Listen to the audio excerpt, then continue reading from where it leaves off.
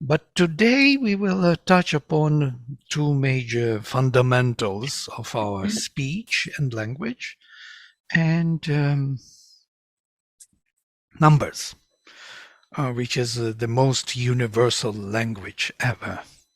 So the topics were announced: language and speech, symbolism of different languages in relation of signified and signifier. This is the typical linguistic terminology, which is borrowed from actually Sanskrit linguistics.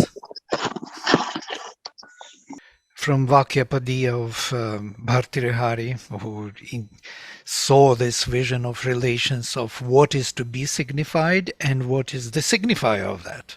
So here it's a direct reference to our symbolism and what symbols are.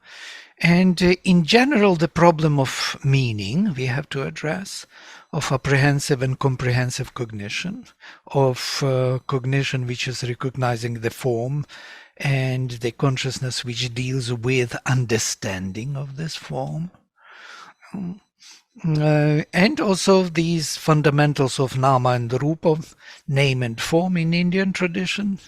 And I will touch upon three different branches of semiotics: semantics, syntactics, and pragmatics, which is quite interesting because they are all dealing with the same issue of symbolism. And three major functions of language. Usually only one is recognized as the major function of language, that is communicative aspect, or communicative function of language is the major purpose of language. But I don't believe so. I think there is also creative and cognitive part, which is kind of ignored. And I want to touch upon also Sporter theory, or disclosure of meaning.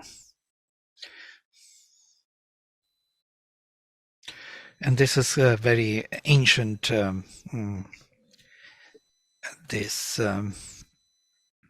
formula or theory, Sporter theory, which comes from Patanjali, and pre-Patanjali also was there. Patanjali is 200 BC.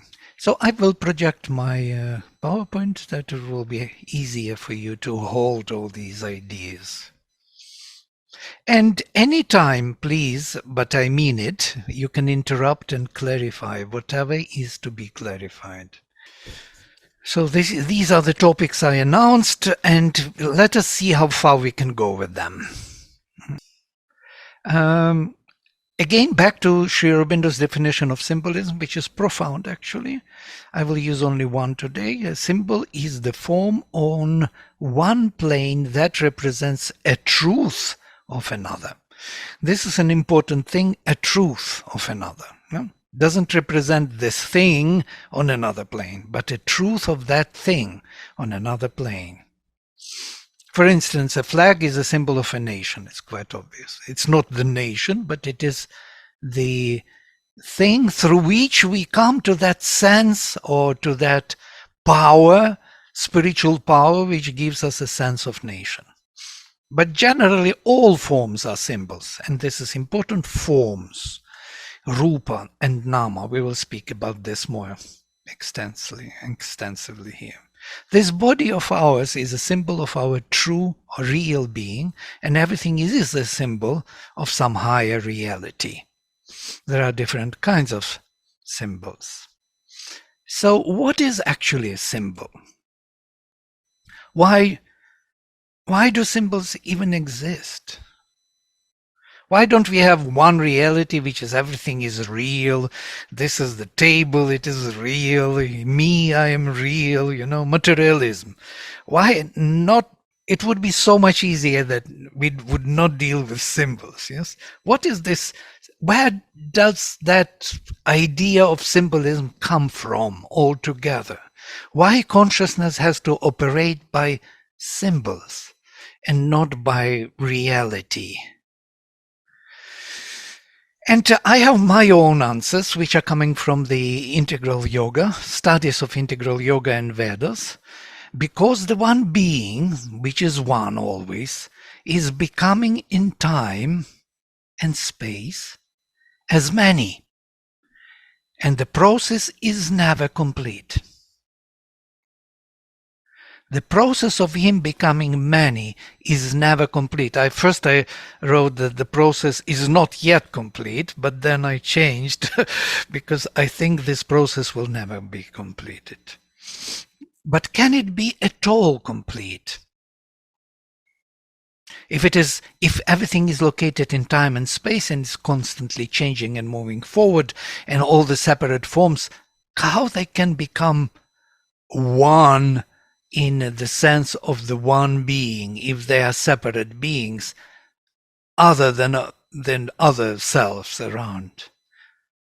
How is it really possible to be one, to fulfill one's own symbolism to the extent that symbol becomes a real being? This is the question I will try to answer. It can be completed, this is my short, brief answer before the more extensive one, can be completed through higher integrating consciousness, comprehending all the selves and their relations, seeing oneself in all selves and all selves in oneself, says Isha Upanishad. So it can be done through consciousness. So the separateness of the selves will remain, but the consciousness, the comprehension will grow to the extent that one will see oneself in all the selves and all the selves in oneself. So the shift, the growth is taking place in consciousness, and being, separate being, will be maintained, will maintain its existence. So Mother speaks on visions in an interesting, a bit different way. Visions and symbols. Visions are made up of symbols, visions, important word, that do not necessarily obtain universal currency. The symbols vary according to the race, tradition, and religion. So in each tradition or culture, there will be different symbols for the same powers of spirit behind. There is a common idea that the visions are a sign of high spirituality. Is this true? This is the question to the mother. Mother answers, not necessarily. Moreover, to see is one thing, but to understand and interpret what is seen is quite another thing, and much more difficult. Here I want to distinguish between seeing and comprehending. Seeing is apprehensive cognition, and hearing is seeing is apprehensive and hearing is comprehensive, or understanding is comprehensive. Generally, those who see are misled because they give the meaning or interpretation they wish to give according to their desires, hopes, and prepossessions. So this is the distortion of understanding of every being, self, event, concept in this world is in locating it in the wrong context. On our small consciousness, which cannot see true relations of this thing with other things.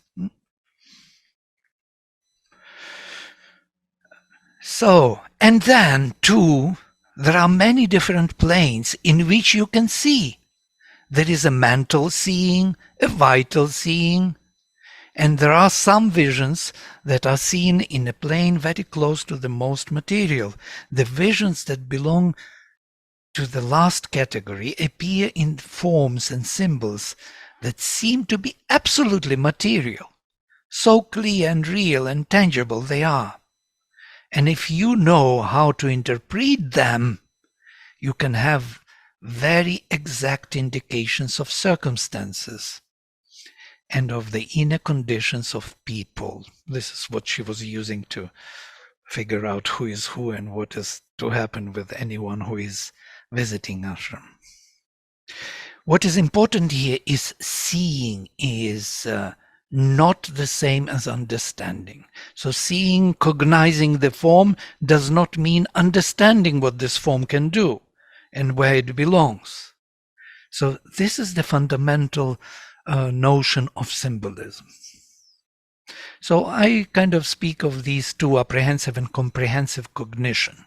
Apprehensive cognition is seeing the form, the self, the being, the entity, the event, the concept, as if in itself, as if the thing in itself, as if it exists by itself. It is a power of objectivizing consciousness, holding an image of things as if separately, to know it objectively, as it were. So to know it as such. It is as it is. You know, this kind of computer, this phone is a separate entity. It exists by itself. This is the apprehensive cognition. I recognize the form, but I do not know what this form means. Comprehensive cognition is understanding of what one sees, of how it relates to all other forms in time and space. Also important in time and space, not only in space, but also in time. What it can do, how and why, also in time and space. It is a quality of the highest comprehensive intellect, which belongs properly to supramental cognition, holding all things in oneness. So the recognizing how this thing can relate to the whole world is actually comprehending. And this is the most difficult thing for artificial intelligence. Most probably we spoke about this before. I was saying that when they tried to create artificial intelligence, they tried to teach computer to think like human beings. So when they show him, for example, book, computer asks, what is a book? And you have to answer. So you answer, book is a thing. Computer asks, what is the thing? So you go on answering, it is the thing for reading. What is reading? Reading is a human activity of comprehending. What is human? What is activity? What is comprehending? So the more you explain, the more is left to be explained. And this is a funny part of the artificial intelligence, because it does not have a comprehensive consciousness. It has only apprehensive. It can recognize the form, but it cannot understand what this form means. We are coming to the question of meaning. So that's why we have symbolism. Interesting. So for the computer to explain what is a table, they create hundreds of thousands of photos of different tables and put into the memory of computer that it apprehensively, by chance, may recognize some of the form and say this is the table. It cannot know the table as a concept, as a meaning. It was my major question to the professor of linguistics in the university. I asked him, can you explain what is lexema? What is actually lexema? Lexema is the word, yes, the substantive. For example, a table is a lexema.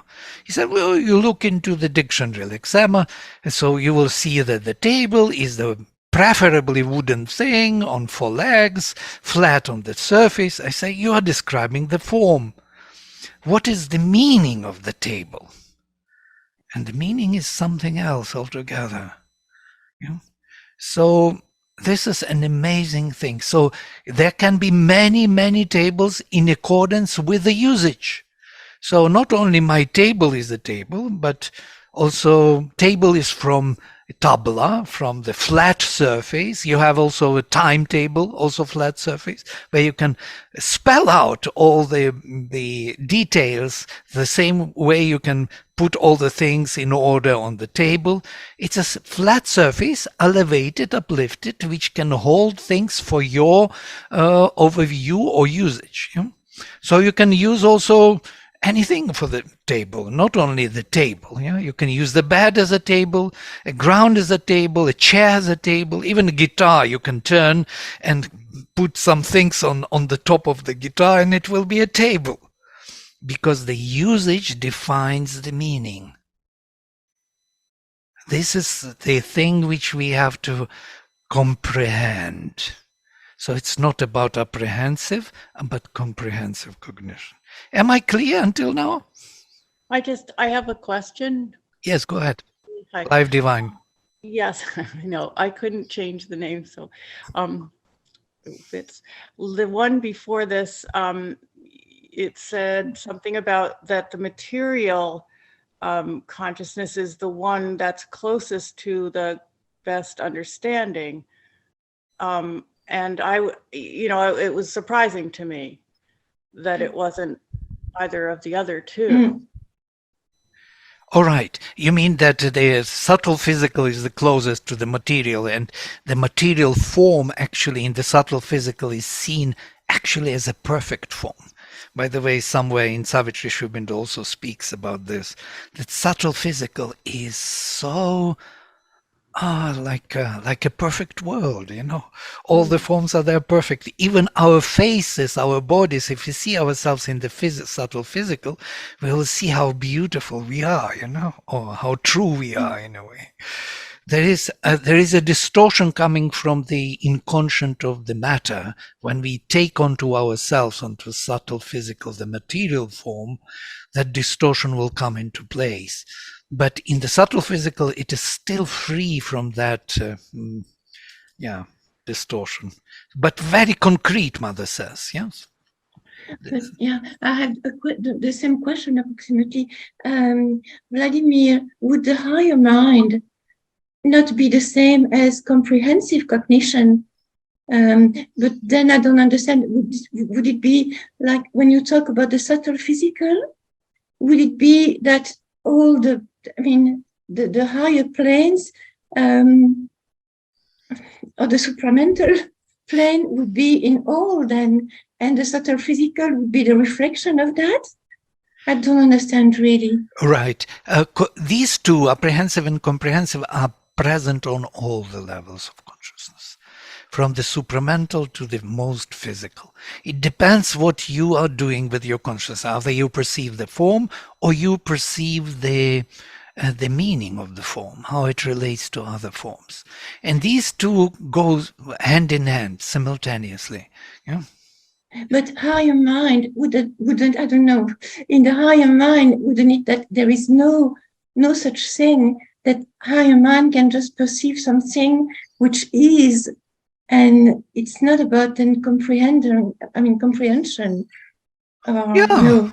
The higher we go, from higher to illumined to intuitive, and the higher we come, the more comprehensive consciousness we have to see the thing, how it belongs to other things on the scale of time and space. This is the capacity to really understand the world. And yes, that's what the mind does. Yes, it can focus consciousness in the vaster way and hold more varieties in a freer manner. In the higher mind, the contradictions are actually not contradictions anymore. They are the contributors to one vision, to understanding. Can I say something here? Yes, there's. Are you pointing towards knowledge by identity?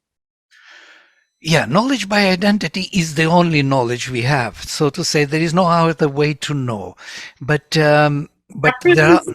Comprehensive knowledge would be separative knowledge, where we see the object as it is. So that's apprehending. But comprehending would be knowledge by identity, where we see the entire thing. So I think, I don't know, I may be wrong, but I think we are pointing towards knowledge by identity. Yeah, well, we have to, deal with this a little more, and then we will see that it looks like that. Yes, the comprehensive is understanding. It is understanding which is going not only for you to understand yourself, the thing. Actually, apprehensive cognition is more complex. So in bringing the image of things into oneself and identifying it with oneself and knowing it through oneself is a knowledge by identity. Whereas comprehension is to understand how this thing and all other things in the world from the beginning of time relate. This is the supramental knowledge, which we do not have, definitely, but we are tending to have it. We are widening and widening the scope, but to know the thing as such and through oneself is real knowledge by identity. There's no other knowledge, but comprehension follows this identification, this self-knowledge. There is only self-knowledge, as Shubinda says, yes. So that's kind of distinction I will make. Vladimir, excuse me. It seems that there are many levels of comprehension. Unless you're excluded. Yeah. So on one level, someone explains a table or a rose and explains what it symbolizes. There's a level of comprehension there. But what Jayashri, I think, is talking about is the supramental comprehension, or at least a cosmic consciousness level where one sees oneself and all in oneself, and the self as all.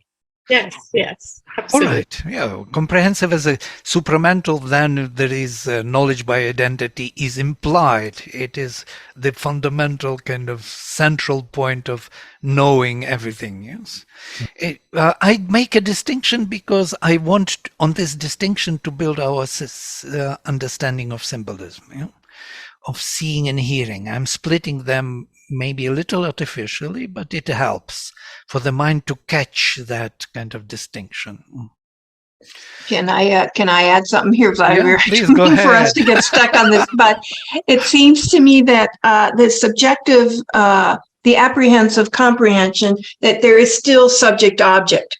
It's simply that in the apprehensive, the subject is out there that you're viewing, whereas comprehension, you're bringing that object into you for understanding. So there's still the subject and object, which we lose when we do by knowledge by identity. Question mark. Yeah, knowledge by identity has levels, yes. There is direct, indirect, and there are levels until you know it because you know yourself. But who of us knows ourselves to know anything actually in the world? So there is a problem. We are very, we are operating by this vision. Knowledge by identity is a fundamental notion because there is only the self can know anything as itself. Yes, there is no other way to know. And to arrive at this, we need this kind of, we are starting from somewhere in the middle, not from the bottom and not from the top. Yeah. But let us look into it, what we will arrive at, let us say, what I prepared for you. Okay. I have some reservations about making comprehensive cognition as knowledge by identity. And you will see why, maybe, at the end. Because it is not only that, it is also apprehensive at the same time. So there is no more division on either. So apprehension. Sorry. But is there a self then? Because at very high levels, you have no notions of yourself. If you embody the divine plan, you just are a total instruments of the whole, but are you still a self? It's a question I've been asking myself many times. Yes, you are self. You can't deny that. You cannot erase that. You cannot change that.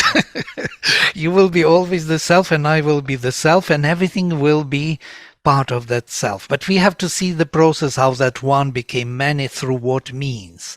And that is this creation part. Comprehension is more like a spirit, like a Brahman.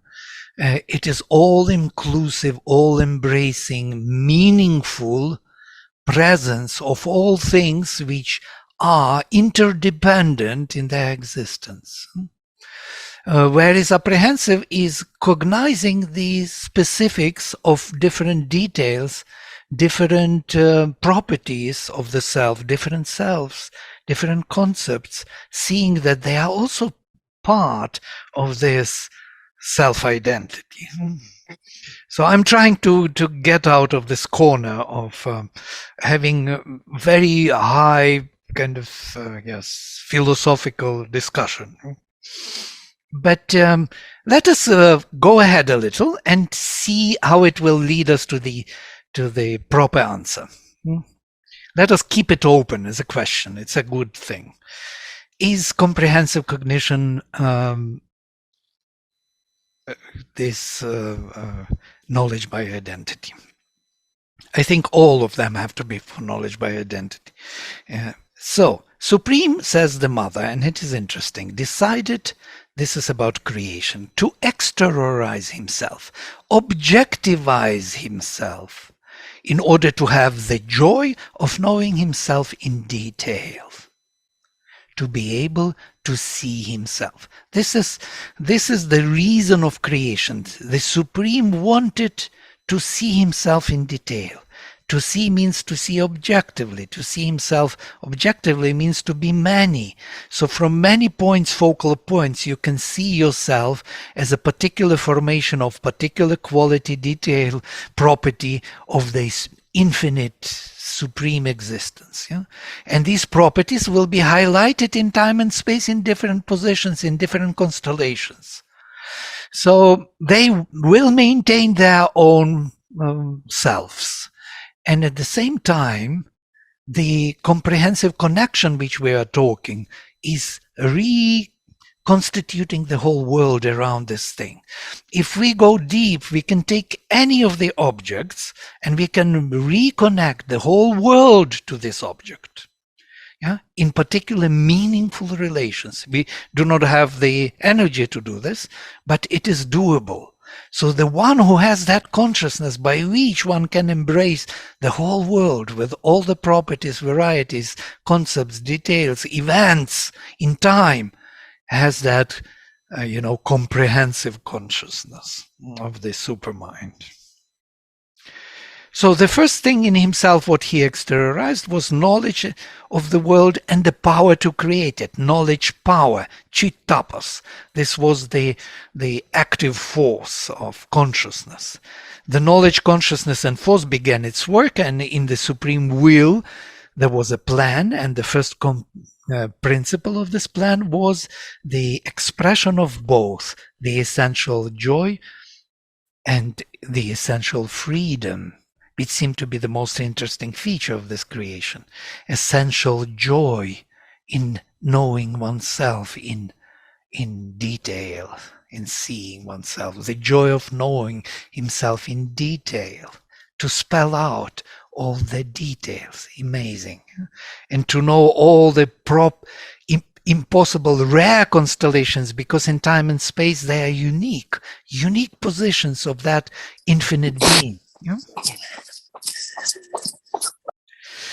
So, what I emphasize here is to be able to see himself. See, this apprehension follows from the comprehension. So, here I'm coming to the language finally, with quite a delay, but it's okay. We will cover today language at least. So we have knowledge power manifesting itself as artha and vak, meaning and word in the language. They are also associated with heaven and earth in Vedic tradition, father and mother. So father is meaning artha, heaven, mother is word, vak, earth. Yeah? These are the associations of Vedic rishis. And they call these in general as rupa and nama, form and name. Interesting. Form is artha, though it is meaning. We will look into it more in detail. And vak is the word, which should be the meaning, and artha should be the self, the thing in itself. We will see why it turned upside down. With creation, it turns upside down. Then self and spirit, Atman and Brahman. Atman is the self, Brahman is that spirit, that very comprehensive cognition, whereas Atman is that apprehensive being. 1 and 0 I am adding here for you to think about numbers. Signified and signifier, Vachya and Vachaka, being and consciousness, Purusha and Prakriti, Akasha and Vimarsha of Tantra. These are all the elements which one can gather under this understanding of knowledge power. And there is many more. So here, the major sign for what I wanted to present today on the languages, and that is inclusive of Tantra and Veda and modern linguistics. So we have two realities of the word and the self, or the meaning and the word. Maybe you remember the testimony from John. At the beginning was the Word, and the Word was with God, and the Word was God. He was with God in the beginning. So this kind of thing that at the beginning, the Word and meaning were one, is the fundamental notion of symbolism later, because symbol has to be real. That vachaka, that expresser of the meaning, has to be also a part of the meaning from before. Otherwise, how else it could be? Only because it is in time and space, in partial, that it becomes symbolic. So here we look at this, artha and shabda, speech and meaning, on the highest plane of paravak in Tantra, on the transcendental level, beyond time and space, they are one and the same. Yeah? Consciousness, power, or chittapas, chit shakti, are one and the same. There is no difference. This is artha, this is shabda, and they are crossing here on the highest. But when we come to the mental level, pashyantivak, where the intention is being formulated, then they start to be distinguishing their fields. They have in common oneness, but they have also something different between themselves. So the meaning, the carrier of the meaning and the meaning are already separating themselves on the mental plane. So, and on the madhyamavak, on the level of the vital level, they are totally separated. They have nothing in common. Here there is a gap. So it's just this sign to help us to orient ourselves. So here we have the word separated into ahanta, subjective sense. Ahanta means I-ness, and idanta, thisness. Thisness becomes objective, ahanta becomes subjective. They got separated in the form images and form sounds. Form sounds connect us to the meanings, whereas form images connect us to the being or the selves. And finally, on Vaikari level, on the material level, they are totally separate existence, nothing in common. So I can show you the mobile, and I can write a word mobile. The word mobile and the form mobile are two different realities. But they have something in common from the beginning. And that in common thing is felt throughout. Yeah? It is present in the symbol. It is there, hidden as the hidden meaning. It is something which is wanted to be discovered. Yeah? Today we read a beautiful passage in a Savitri class where Sri Aurobindo says his smile was throughout the nature, all the forms.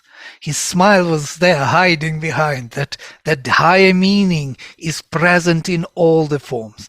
And that's why we call them symbols. Symbols because they do not embody yet fully the divine. And maybe never will be, because in time and space, only through comprehension they can kind of find the divine and maintain their separate existence. So if you have questions for this, please go ahead. If not, I'm going forward.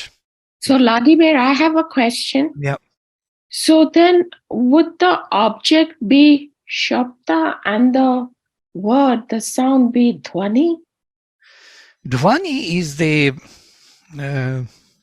Just a question. Shabda is Dhvani. Yeah? Dhvani is and Artha is the object. But Artha, let us keep simplified for now, because there is more complication here, which is interesting, very interesting. And maybe one day we will kind of discuss this. But for today, we will keep it simple. Artha is the object, Atman, Shabda is the word, which is expressing the meaning of this object. So if I tell you what it is, you will see that this is a square thing, and then it's mobile. If I say mobile, you know immediately what it can do. But looking at this thing, you don't know what it can do until you know that it is a mobile. Once you know that it is mobile, you know it. You can call, you can send messages, you can do many things, yeah? Which I'm not doing now. I'm just showing you the thing. So this is the difference between the two. With Dhvani and Sporta theory, so it was done for the Sporta problem, how meaning is disclosed. Meaning is disclosed through these levels of speech. Vaikhari is the word, you hear the word, it triggers in you this subjective sense of using thisness and I-ness, which leads you to the intention why this pops up in you, because intention is always a message, and then you arrive at that, this is what is to be manifested, paravak. It's quite interesting that every word, everything we speak has a message, yes, which maybe even we are not aware of, but we embody it by speaking. Yeah? And when we say something, we have a hidden message which causes us to speak that. And that manifests the worlds actually and creates the objects. So I want to cover today maybe a little more on language, and then I will stop for questions and answers or some kind of exchange of ideas. Yeah? There are already in chat some something. Oh no, these are messages.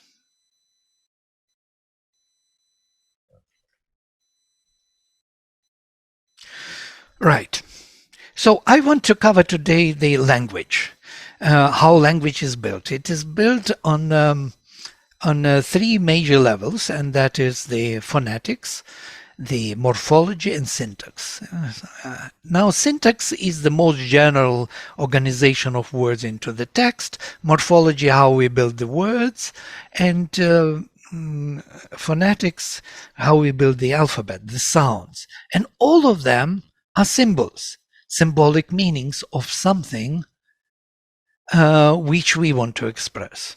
So here I want us to see, first of all, this beautiful picture of the creation, Sat Chit Tapas Ananda Vijnana Manas Pranananda, Parana Paraprakriti. They are kind of reflecting one another. So Satchitananda is reflected in the lower hemisphere through the Vijnana supermind. So Sat, the highest, becomes the lowest matter, and that is which is turning upside down the whole paradigm of Artha and Vak. And in between Sat and Anna, Sat is the existence, divine existence, totally aware of itself, and Anna is divine existence, totally unaware of itself. In between, we have the whole range of that rearrangement of Sat aware into Sat unaware.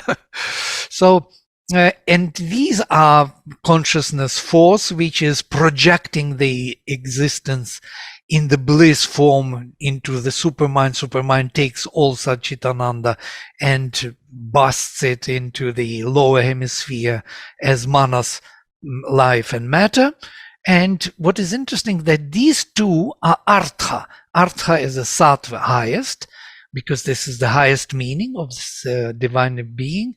And Artha is the object of knowing in the embodied state. in the form. So, but how this Artha Anna can be comprehended as a divine being, it's only through consciousness. Through these innermost levels, we can arrive at that this Anna form is this Sat originally. Yes? This is the only way one can proceed. There is no other way.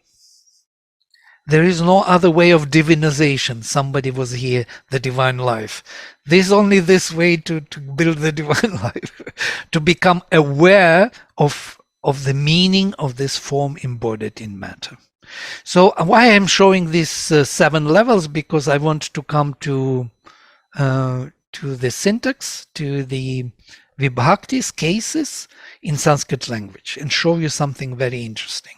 In Sanskrit grammar, we have 7 cases, starting with nominative, ending with locative. So, and we have karakas, which are defining the meanings of these cases. You know what are cases, yes? Grammatical cases. So nominative is always, the tree is beautiful. Tree is nominative. So I'm going home. Home is a direct object. Or I see you. You are direct object. Accusative case. Instrumental how. I'm going home by bus. It's how. Instrumental by instrument bus. Yeah? I'm going home by bus for dinner. For is that the dative case. The aim. Sampradhanam meaning. Yes? Something which is going beyond my immediate action. I'm doing all this for something to happen. Ablative case is where from I'm arriving at. Yeah? I'm coming from elsewhere. I'm coming from the office, home, for dinner, by bus. And finally, genitive case is a relation between the substantives. I'm going home to my mother's home, by my father's bus, from my brother's office. So these genitives are just defining the substantives, and locative is in time and space, location. I'm going home by bus 6 o'clock in the evening on the street, from the office for dinner to my mother's house. So here it is. There are only these fundamental meanings which we can express by our mind in language. There are no more. Interesting. There's a limited number of meanings which we can express in our language. And here they are. And what is important? The hierarchy is important. Karta is the doer. Karma is the doing, the work. Karanam is the doing. Sampradhanam, giving totally forward for something else, which actually totally corresponds with vijnana. Why this karta karma karanam? Why the karta has something doing and doing it for some reason? Why? Because there is always something there which it wants to do. Why is the question? What for? Apadhanam is where from. What is the reason? The mind is always operates by reason. That's why it relates to the manas.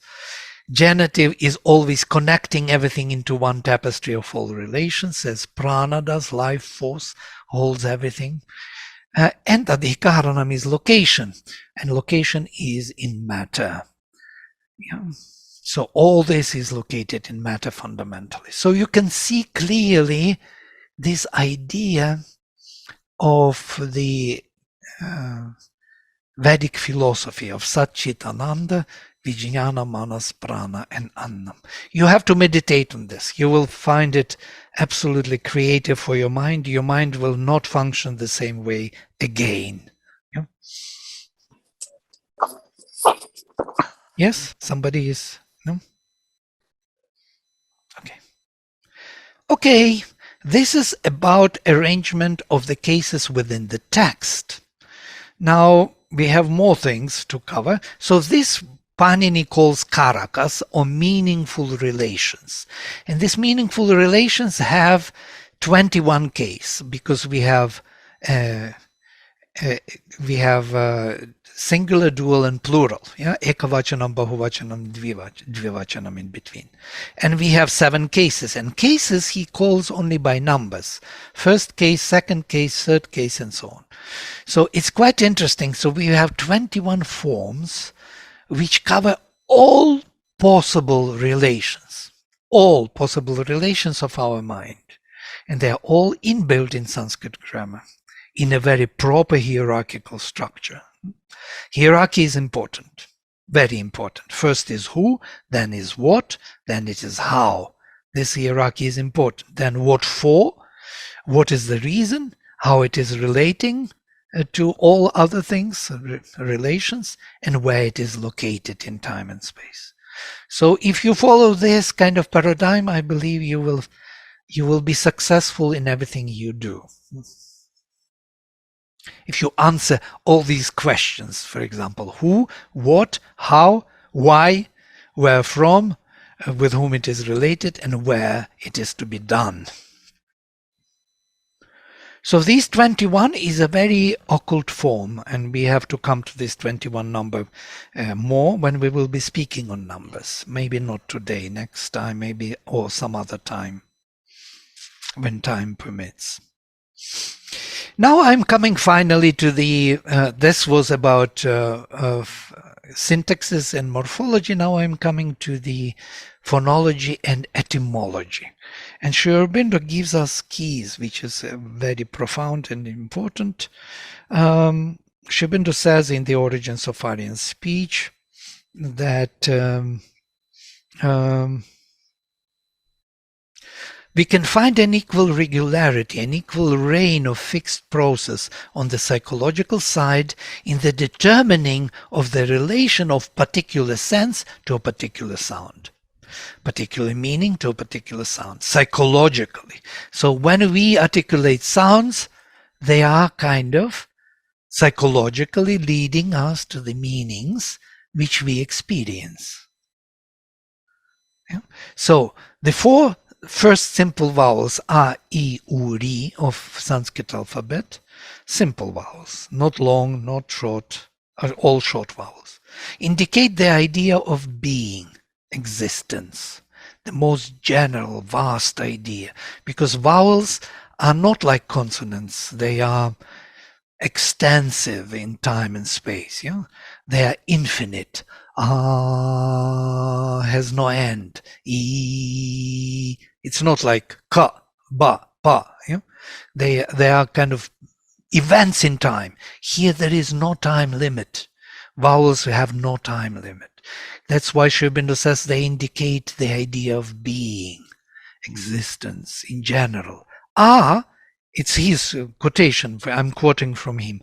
In its short form indicates being in its simplicity, without any further idea of modification or quality, mere or initial being creative of space.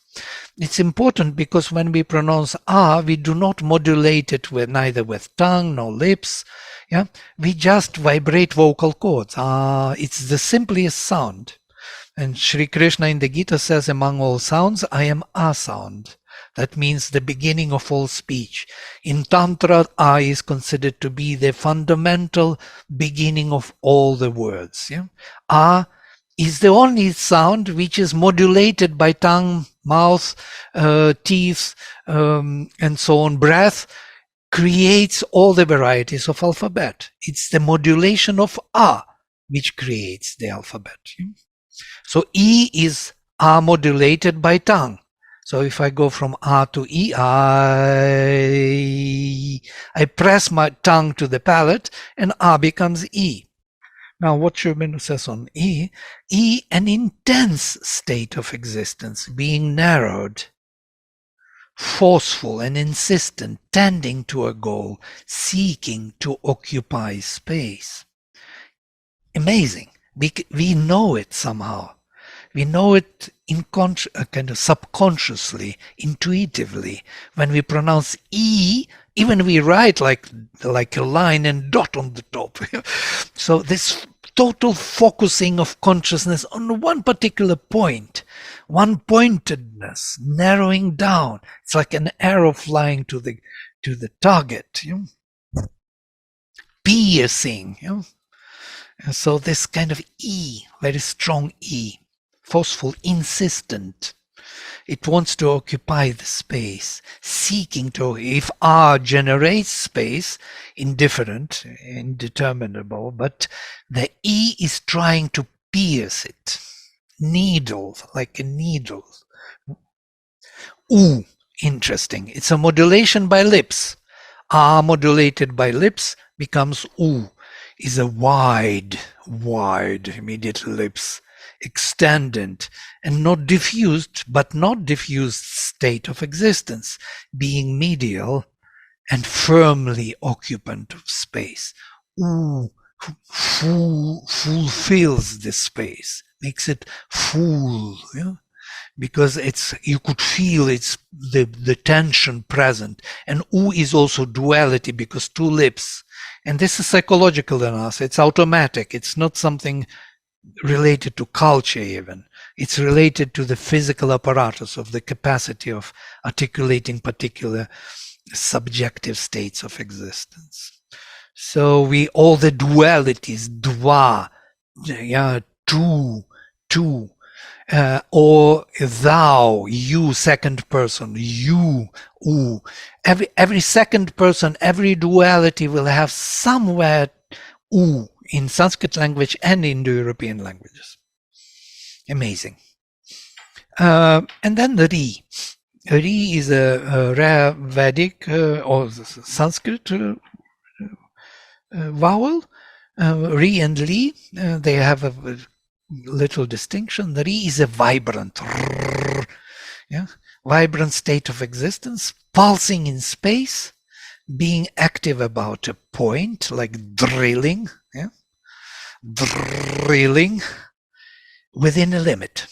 So there is a limit, and it kind of withstands all the pressure of the limit and beats around into the same point. And this sound Ri you can find everywhere where it is crushing, breaking, drilling. You will find everywhere this Ri sound, which will be kind of doing that job. So this is something in the most general way I would like us to understand and see how the alphabet is built.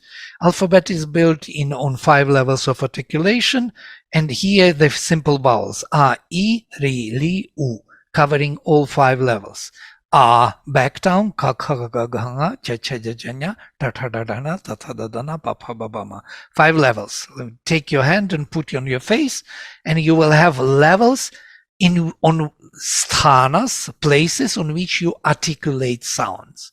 And these are 5 vowels where you articulate them, on which level you articulate. And they define the whole varga and sounds, or these levels. And these levels will have this general significance. They will carry within the roots. And the roots will project that meaning. They will have that in the dictionary. And that's how Sanskrit becomes the most powerful language, because it kind of follows this idea of articulation of the meaning in the given apparatus, human apparatus, distinctly. And all the words have those significances which are coming from the sound, from the articulation of the sound. So here I will stop and open to the questions or remarks. If you have something to say, please go ahead. There's also a question in the chat, Vladimir, what is the difference between written word and spoken word in this context? Now, this was back a ways, few minutes ago, 10 or 15 minutes ago. Sure. Well, there is the whole beautifully written by Derrida treatise on this, on the spoken and written word, and he actually deals it extensively. He believes that the whole European tradition is logocentric. It believes in the word as the reality, and according to him, there is no big difference because both are symbols. And he actually deals, kind of criticizes those who speak that there is a difference because the spoken word is living in moment of time, whereas a written word can be carried. But nowadays you can record it on the phone, word, and it will be carried on a tape recorder. So both are symbols carrying the vibration of the meaning. So in that sense, the reader is right. There is no big difference. Yeah? Only in the means of carrying. So one is a visual mean of writing, apprehensive. You separate these words. You can deal with them as the form. And the other is more vibrating. And the sound is the apprehensive carrier of that meaning. Okay. Yes, good. Thank you. And there's another chat question for you, Vladimir. Yes, thank you. What is the significance of the shape of letter? Any symbol? Yes, there are. It's inbuilt. It's kind of subconsciously inbuilt in us. It's an amazing thing. If you start analyzing the letters, you will see something will be there suggesting you a particular significance, very general significance. Like E, for example, with dot on the top. Or U, and U is written like U, yeah? Or W, U is written like two, you see? Holding, the holder, space holder. You will see these reflections in our consciousness. Yes, there will be. But that's just the Devanagari alphabet, right? Devanagari, similar way, you will see even there. I'm speaking about Latin alphabet even. Oh, okay. Even in Devanagari will be a very similar thing. There's something there which actually it's very unscientific to speak about in this manner, yeah? But psychologically it is there. So it's like a seeing, thinking, like a seeing kind of thinking. You see it. Yes, what is thinking? Let's come to this. If seeing is what you see, you become perceptive. What is thinking? If we are coming to our faculties of consciousness now, more and more, I guess, drifting away from. So thinking is, in the Vedic paradigm, is more like active seeing, as it were, if you will. Yeah? If you can imagine active seeing, not passive, because we are always passive when we see something. We become perceptive. We become still. We want to see things as such. But if you want to actively see, then you start imagining. Yeah? You start operating by forms in your mind, as it were. And that is kind of thinking. Sri Aurobindo says that there are two types of thoughts we have. One is through images, other is through words. Again, here we have the same, Artha and Vak. It's very, very interesting to me, everything you said. And I wish you would have had more time to go further and maybe link also these voyelles and the letters to the numbers. I mean, personally, I'm very interested in this. But, well, okay, that's just Thank open. you, Kate. Yes, it's a fascinating topic. How we operate, how our consciousness operates, what tools we have. The speech, the word is one tool, yes. And there is a difference between language and speech, which is already defined in linguistics, because language is a system of signs which allows you to express yourself that others may understand. So we have the system English. For example, English has a certain grammar. I have to use this grammar for you to understand me what I want to say. Yeah? Otherwise, if I use it wrongly, you may not understand. Or I will use some other grammar with English, you will not understand a word. Or there are many languages, but speech has nothing to do with the language. It is a need to express oneself through the given system of symbols. Yeah? So if I take, suppose, some other language, like gesture, language of the gesture, I will show you like this. Yeah, I'm speaking to you. Yeah, or this. Don't want to show anything else, but there are many fingers you can show different. Or this, yeah, this is good.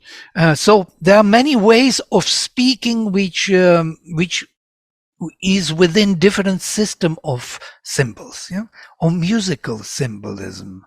Yeah, I can express myself through music, or through even look, or through body language, body movement, through silence, through so many ways I can express myself. Through mathematics, I can say something to you which you will understand.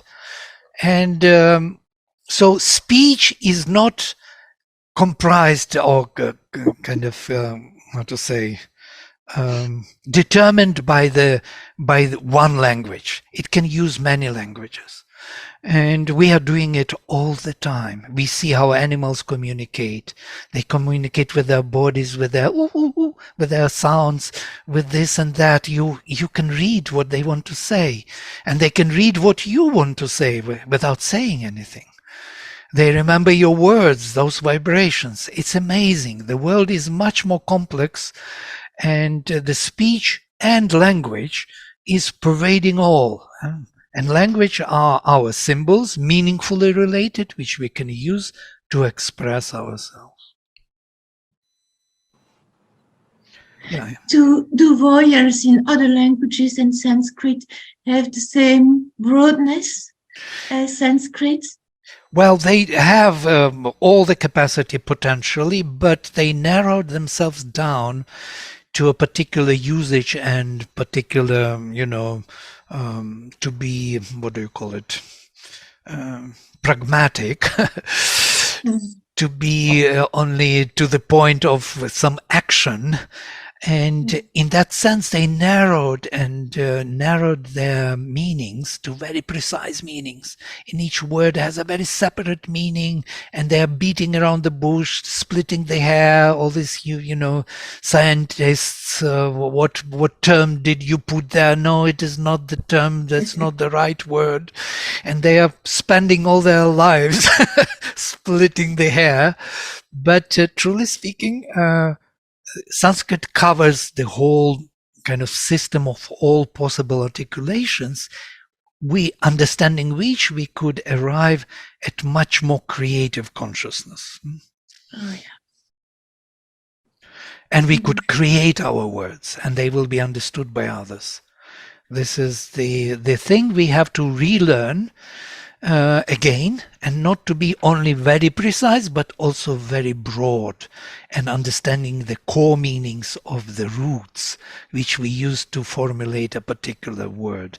That's why we have synonymia in languages. That's why poets feel this very well. Yes, poets are very sharp with usage of particular word.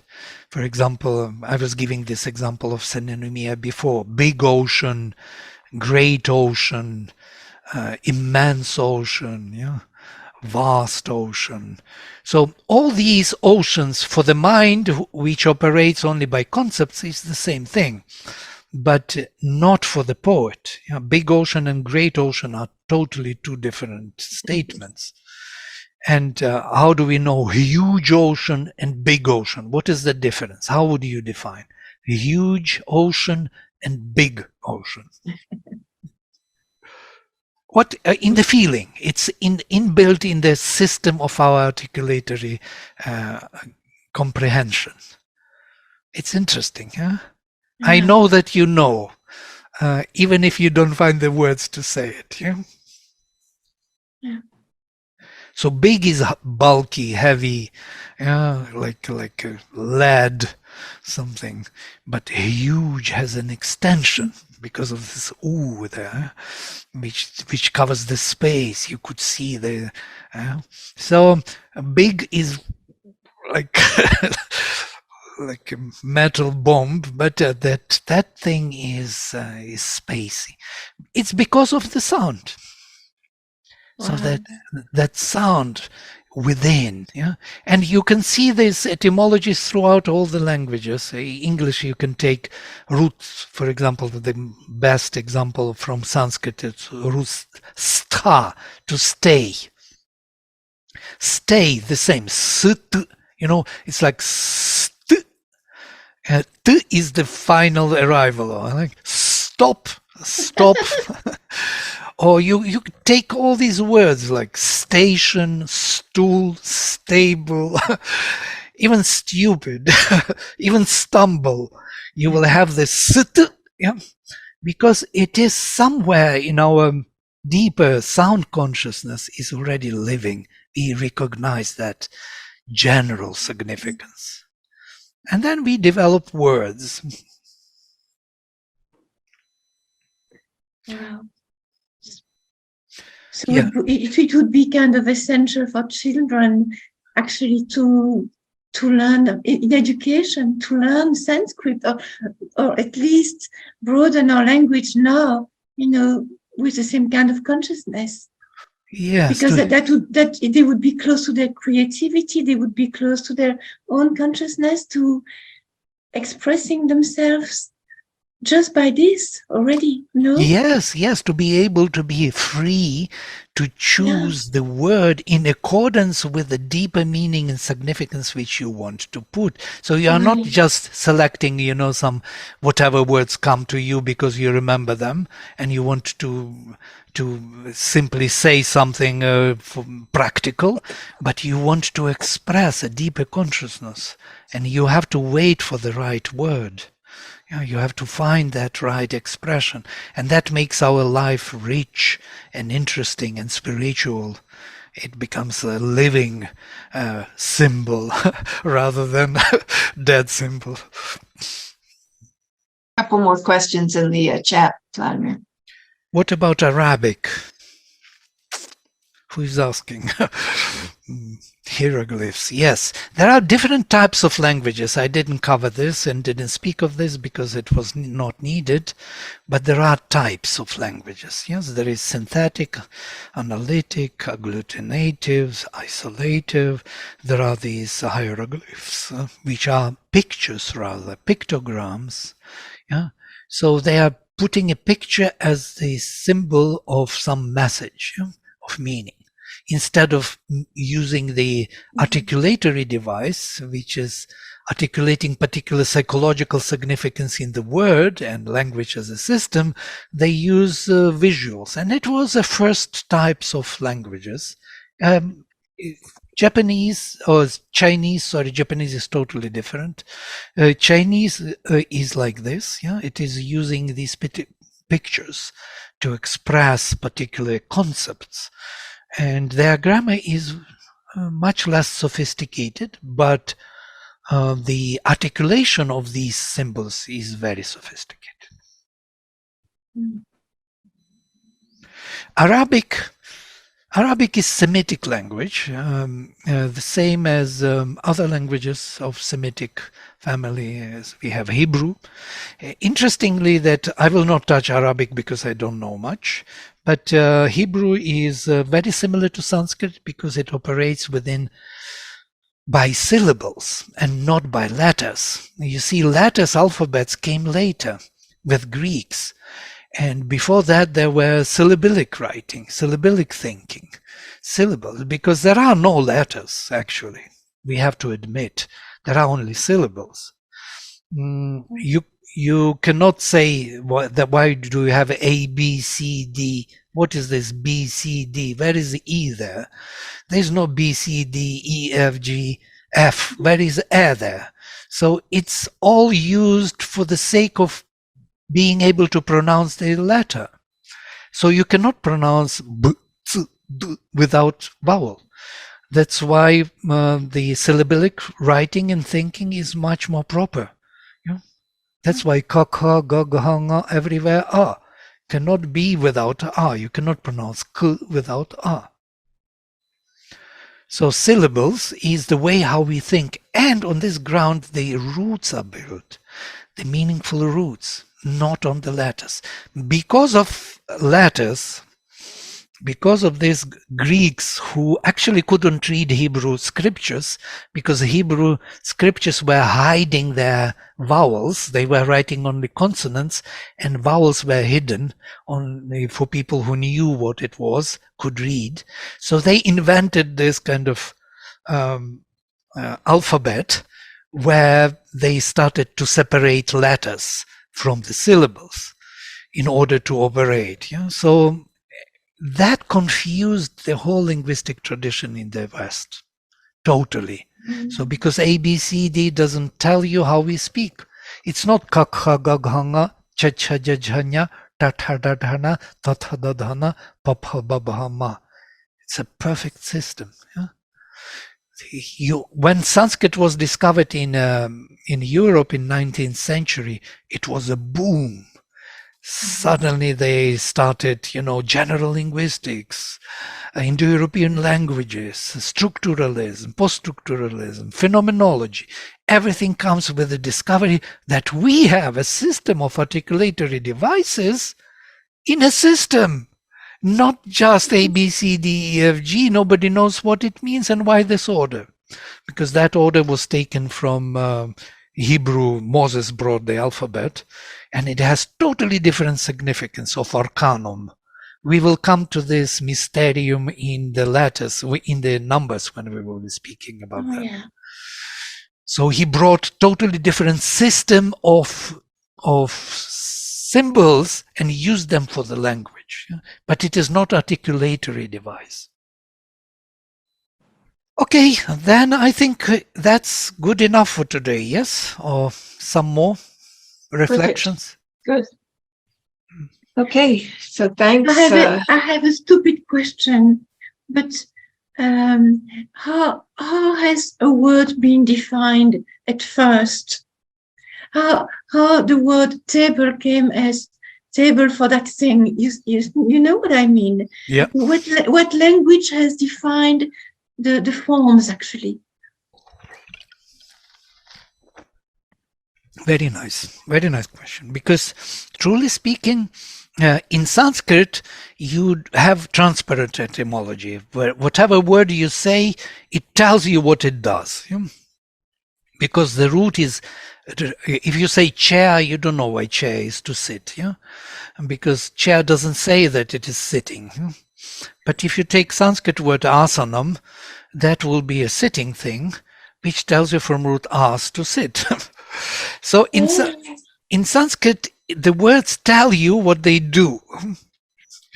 And in other languages which deviated and became narrowed down their symbolism to unrecognizable, so we learn two meanings. We learn chair and to sit. Yeah? Chair is associating with sitting. But why? Through the sound, we have no idea. In Sanskrit, we have an idea. It is, that's the difference. Great, thank you. Yeah, you're welcome. All right, then thank you very much for today. And next time we will have we are planning to have the language of Ayurveda, the symbolism, how Ayurveda is using it to define our body's characteristics, nature, and so on. It will be presented by Radhe. So see you then next time. Bye. See you. Thank you.